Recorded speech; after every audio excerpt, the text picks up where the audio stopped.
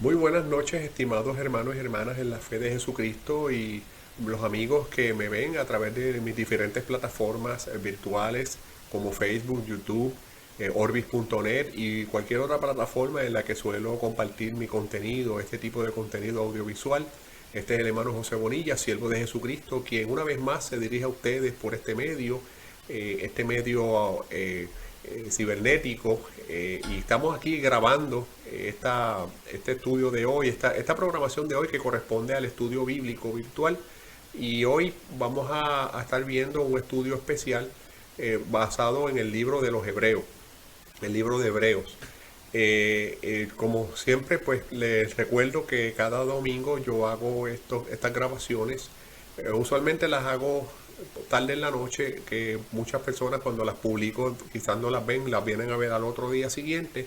Pero hoy, esta grabación de hoy corresponde a domingo 10 de julio de 2022 y corresponde a la programación del estudio bíblico virtual. La semana pasada estuvimos trabajando el análisis de noticias y la próxima semana, con el favor de Dios, estaremos trabajando lo que es la predicación en la calle y la retransmisión de ese acto de predicación evangelística en la calle. Así que en esta hora, entrando en materia, voy a ir a mi pantalla. Denme unos instantes aquí para buscar mi pantalla y ponerles, como siempre, que nosotros solemos poner allí en pantalla el contenido que estamos viendo aquí. Así que pues vamos allí. Como siempre, tenemos por allí la carita mía, que para que no se sientan solos, no sientan una voz, estamos aquí con el favor de Dios, y con la ayuda del Señor vamos a discutir este tema que le he titulado Epístola a los Hebreos, puente entre el Antiguo y Nuevo Testamento. ¿Por qué nos hemos motivado en trabajar este libro, en este estudio en esta noche?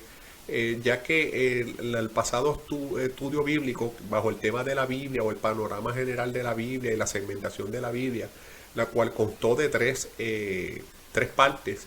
En la última parte estuvimos hablando sobre, hice una mención rápida del libro de Hebreos como puente entre el Antiguo y el Nuevo Testamento.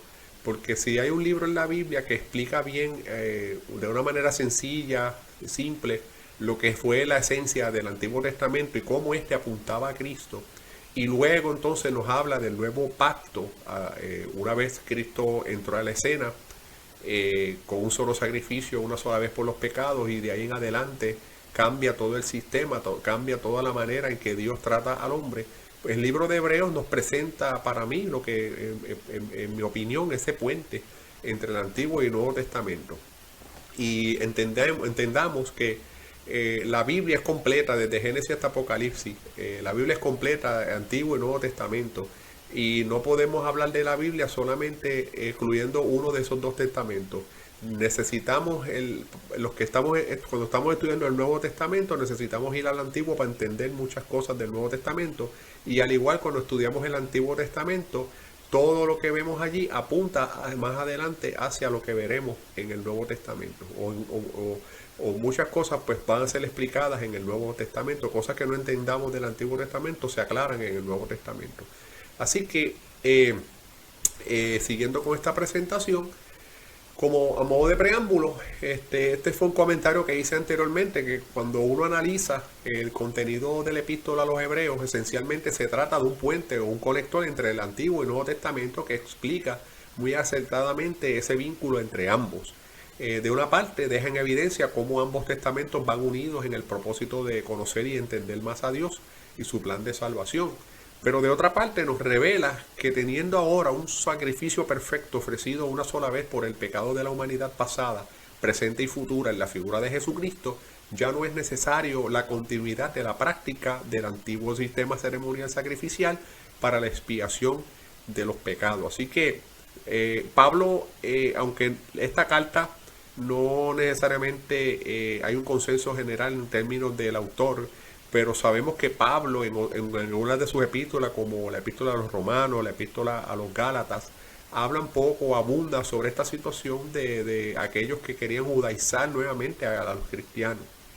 Y la realidad es que eso era el sistema antiguo ceremonial sacrificial, pero ya ahora cuando entró en escena Cristo, ya Cristo vino a ser el cumplimiento de la ley y ahora simplemente con nuestra fe en Jesucristo y nuestra disposición de seguirle y servirle, como Él dijo, negarnos a nosotros mismos, a tomar la cruz, su cruz, y a la cruz de cada cual y seguirle, ya entonces estamos en cumplimiento cabal de todo lo que satisface las demandas de justicia divina. Así que pues eso es un poco de lo que vamos a estar hablando en esencia en este estudio que esperamos solamente pues, sea la noche de hoy. Vamos a ir un poco rapidito. Como siempre me gusta hacer los debidos créditos de dónde saco el material que utilizo o parte del material que utilizo y ahí pues le pongo en pantalla diferentes créditos que le doy de dónde saqué la información, básicamente de Biblias de estudio como Diario Vivir, La Plenitud y otros libros como el Manual Bíblico Unger, entre otros. Así que pues damos ahí los debidos créditos. No nos sacamos las cosas de la manga, sino que consultamos diferentes material didáctico y académico. Bien, entrando entonces a lo que son los datos básicos de esta epístola o carta, tenemos que entender que su autor, como ya hemos mencionado, es desconocido. No hay un consenso de quién fue. Muchos especulan que pudo haber sido Pablo, el apóstol Pablo. Otros también especulan que pudo ser alguien cercano a Pablo, como Bernabé o Apolos. Pero la realidad es que no se sabe con certeza quién le escribió. ¿Y por qué hay esa vinculación a Pablo o a alguien cercano a Pablo? Un poco por el estilo de carta, el estilo en que es redactada y el conocimiento que se esboza, ¿no? Al nivel del apóstol Pablo. Pero nuevamente no se sabe con exactitud y por esa razón pues siempre se deja sobre la mesa el autor como desconocido. Hay gente que sí se lanzan a decir que fue Pablo el autor y no hay problema, pues, pero otras personas que somos quizás más conservadores y no queremos pecar de irnos a querer especular más allá, pues dejamos libre, dejamos el beneficio de la duda de quién pudo haber sido el autor. En términos de la fecha en que se escribió, también no hay una certeza en cuándo fue escrita y eso también está vinculado a que no se conoce el autor. Si se conociera el autor, pues era más fácil fijar una fecha. Pero sí existe consenso entre los estudiosos en que pudo haber sido escrita antes del año 70 después de Cristo.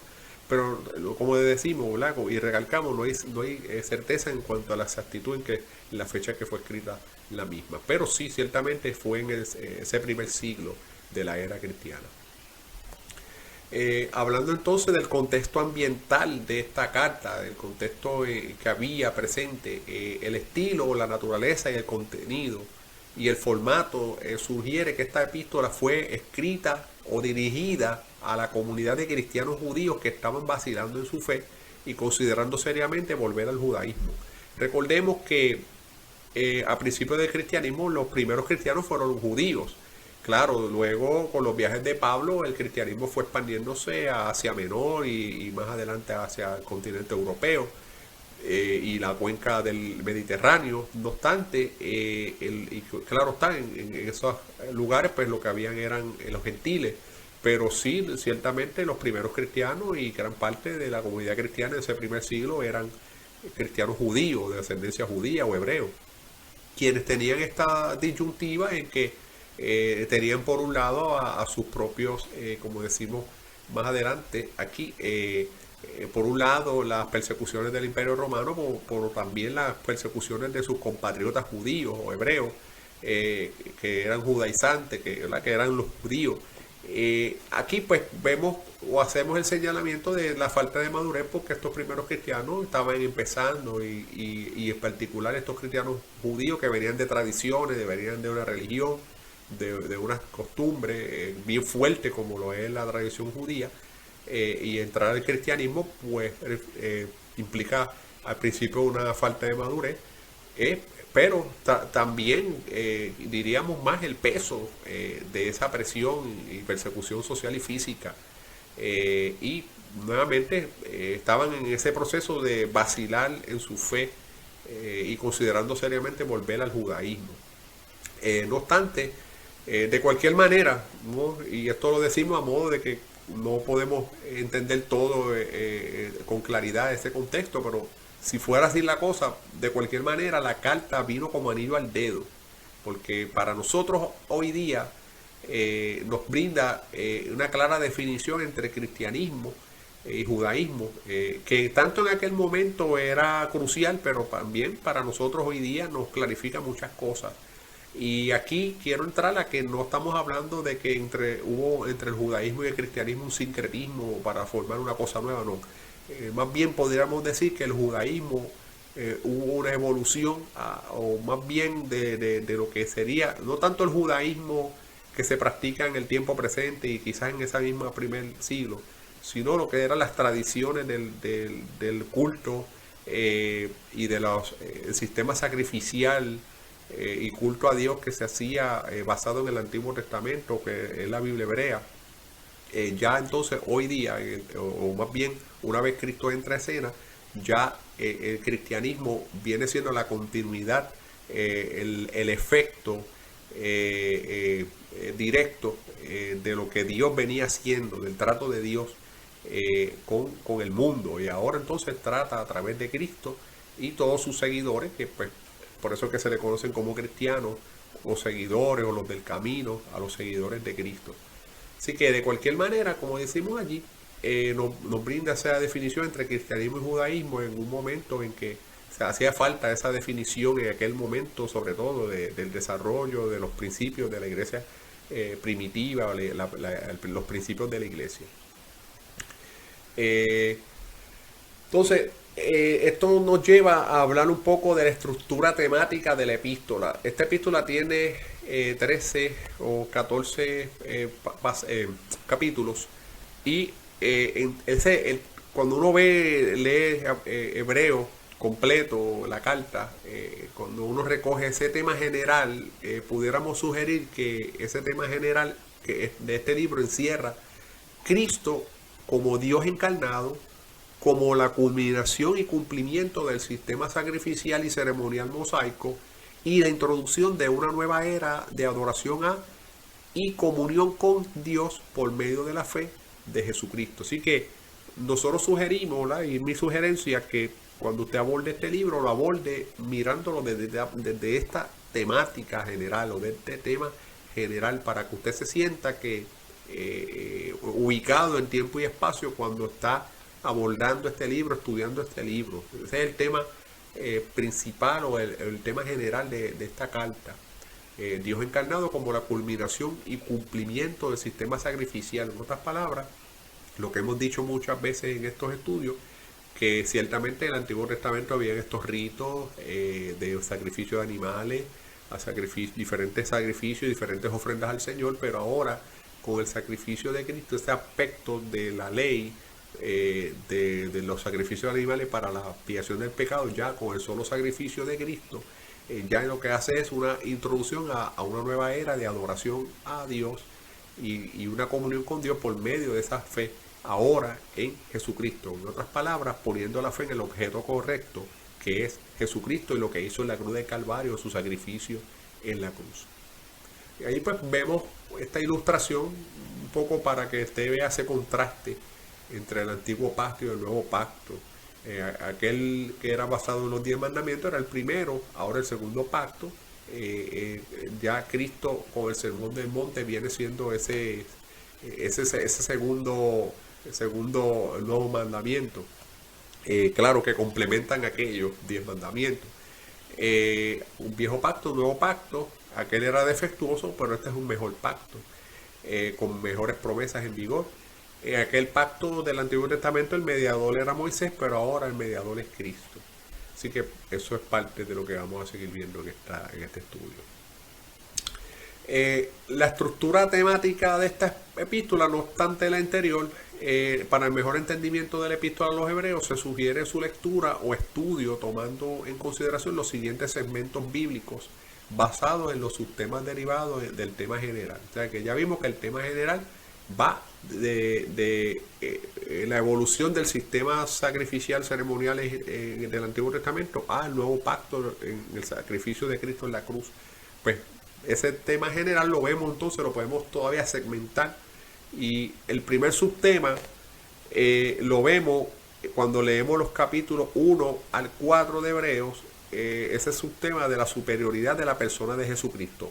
¿Qué es lo que vamos a ver allí en la lectura de esos primeros 4 capítulos? Vamos a ver a Jesucristo, o más bien se expone, se establece la tesis de Jesucristo como pues, superior a los profetas, a los ángeles, a Moisés y a Josué. Se establece la superioridad de Cristo, de Jesucristo. Acuérdense que esto estaba dirigido a aquellos cristianos de procedencia judía para ayudarles a reafirmar su fe en Jesucristo como superior a los profetas, a los ángeles, a Moisés y a todos esos personajes que ellos tanto veneran, el pueblo judío. Luego también de los capítulos 4 al 10, específicamente el verso 18, cuando usted lee estos pasajes, el tema subyacente es la superioridad de Jesucristo sobre el antiguo pacto. Ya anteriormente he hablado que era superior a unos hombres, ahora es la superioridad de Cristo sobre el antiguo pacto. El sacerdocio de Jesús viene del orden de Melquisedec, no de Aarón. Eso tiene una consecuencia porque va más lejos. Ya Melquisedec es un personaje que comienza en el Génesis, con quien Abraham interactuó, y el Melquisedec es como decir un tipo de Cristo, una teofanía de Cristo. Aarón viene a hacer la escena y claro está, el establecimiento del sistema sacrificial de la ley de Moisés cuando está en el desierto, en el Éxodo, y claro, en la orden de sacerdocio de Jesús viene de mucho más antes que ellos. Y Jesús como mediador de un mejor pacto. El tercer segmento viene siendo los capítulos 10, versos 19 en adelante hasta el 13, 25, que es la superioridad de la fe sobre todo lo anterior. El llamado en la firmeza en la fe, aún en medio de la incertidumbre y la persecución. Esta es la parte práctica de cómo ejercer la fe, aún en medio de la incertidumbre y la persecución, y ver los ejemplos de la galería de los héroes de la fe que ejemplifican la victoria segura si persistimos en la fe. Así que esto es lo que usted va a ver cuando usted vaya examinando capítulo tras capítulo esa epístola a los hebreos. Entonces, ¿qué podemos aprender de la epístola a los hebreos? Cuando uno analiza el contexto de este libro, esencialmente se trata, como ya hemos dicho, de ese puente conector entre el Antiguo y el Nuevo Testamento, que explica muy acertadamente ese vínculo entre ambos. O sea, lo que prueba que ambos conjuntos de textos van unidos, uno tomado de la mano del otro en el propósito de conocer y de entender a Dios y su plan de salvación. O sea que no podemos separar el Antiguo del Nuevo Testamento. No podemos simplemente ser unas personas que nos guste más el Antiguo Testamento y olvidemos y obviemos el Nuevo Testamento y viceversa. No podemos simplemente sumirnos en el Nuevo Testamento e ignorar el Antiguo Testamento. Así que ambos textos van unidos, porque ciertamente el Antiguo Testamento era el antiguo pacto, pero todo lo que se habla allí nos apunta hacia la figura de Cristo, en el cual descansa todo lo que se ha escrito en el Nuevo Testamento. También en cuanto a lo que vemos en el libro de los Hebreos, el autor traza con detalle y exactitud el lindero entre el judaísmo, la religión judía, y el cristianismo. Que aunque los cristianos no negaban la importancia del Antiguo Testamento, que es lo que estamos hablando, de la Biblia hebrea, acuérdense que el Antiguo Testamento, lo que para nosotros es el Antiguo Testamento, para el judaísmo, los judíos, es su Biblia.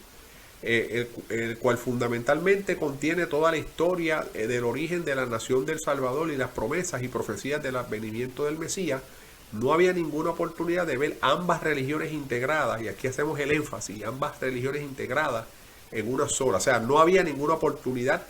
Aquí es lo importante, o sea, el libro de Hebreos no insinúa la posibilidad de una integración de ambas religiones en una sola, sino, y esto precisamente porque el cristianismo iba más allá del judaísmo al reconocer y presentar a Jesús como mediador por excelencia entre Dios y los hombres. Así que por esa razón no hay esa posibilidad de un sincretismo entre ambas religiones, porque ya, o más bien ambas visiones, en este caso el cristianismo va más allá del judaísmo porque presenta a Jesús como su centro y mediador por excelencia. Y siguiendo entonces con esa línea de Jesús como el mediador por excelencia, dice que a pesar de, de que los judíos en general rechazaron a Jesucristo como el Mesías Salvador esperado, como cuestión de hecho todavía le sigue esperando. O sea que ciertamente el pueblo hebreo sigue esperando a su Mesías. Ellos no reconocen a Jesús como el Mesías, pero lo siguen esperando. Entonces, Hebreos se encarga, más allá de toda duda razonable, de señalar y presentar a Jesús como el cumplimiento de las promesas y profecías del Antiguo Testamento. O sea que están esperando a alguien que no va a ser el Mesías porque ya el Mesías vino. Y claro está,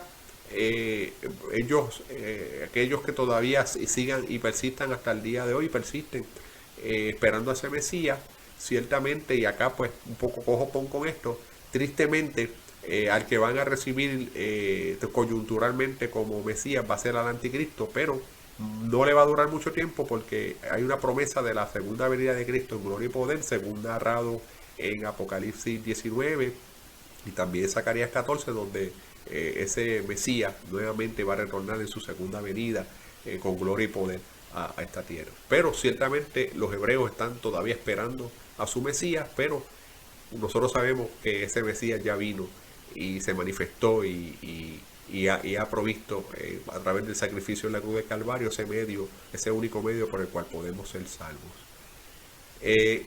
Finalizando entonces este corto estudio, cuando uno analiza el contenido de este libro, esencialmente se trata de un puente conector entre el Antiguo y el Nuevo Testamento. No se sabe con exactitud el autor y la fecha en que fue escrita esta epístola o carta. Muchos estudiosos bíblicos sugieren al apóstol Pablo como su autor y su fecha de escritura antes del año 70 después de Cristo.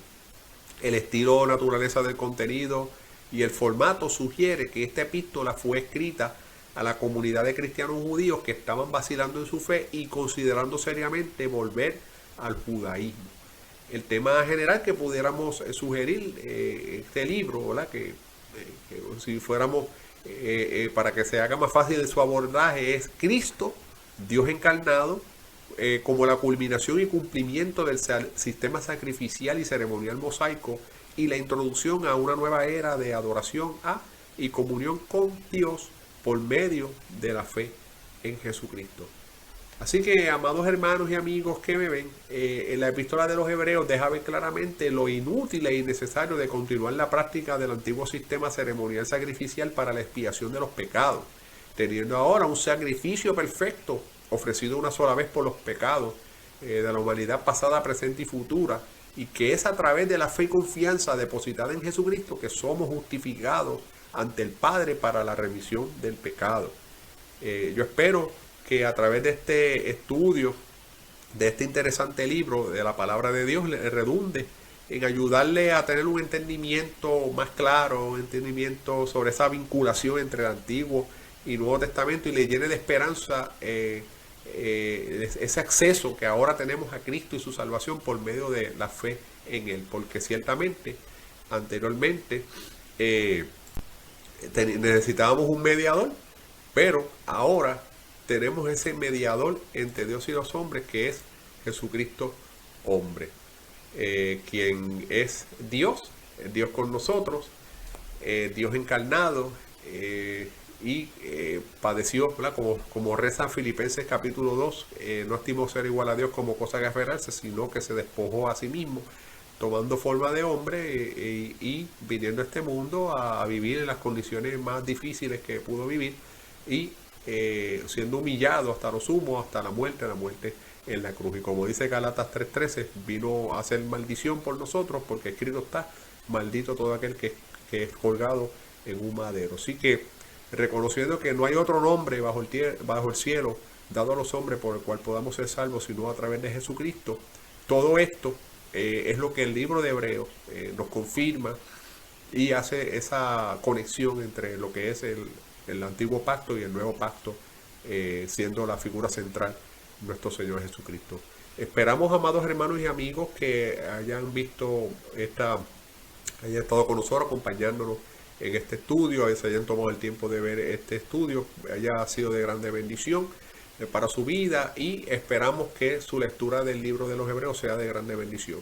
Ya en una próxima ocasión estaremos trabajando otro nuevo tema de estudio bíblico y en esta ocasión pues vamos a hacer despedidos. Me he gozado con ustedes en esta hora, así que nos veremos entonces en una próxima ocasión. Dios les bendiga, hacia adelante siempre en el Señor. Este ha sido su hermano José Bonilla, siervo de Jesucristo, que le dice hasta una próxima ocasión. Dios les bendiga, bendiciones.